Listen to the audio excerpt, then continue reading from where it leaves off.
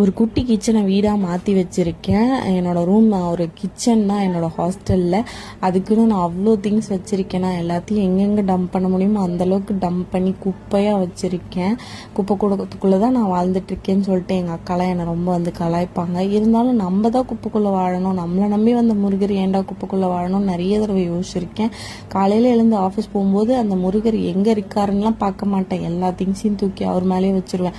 வண்டி சாவி வைக்க ஆரம்பித்ததுலேருந்து இப்போ மேக்கப் திங்ஸ் எல்லாத்தையும் தூக்கி அவர் பக்கத்துலேயே வைக்க ஆரம்பிச்சிட்டேன்.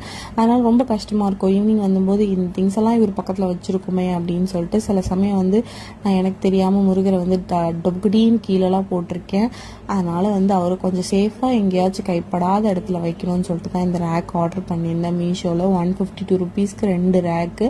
ஹாஸ்டலில் இருக்கிறதுக்கு இது போதுமானதாக இருந்துச்சு. அதனால் ஆர்டர் போட்டிருந்தேன். அந்த கிரிப்னஸ்லாம் வந்து சூப்பராக இருந்துச்சு. திரும்ப எடுக்க முடியுமான்னு தெரியல.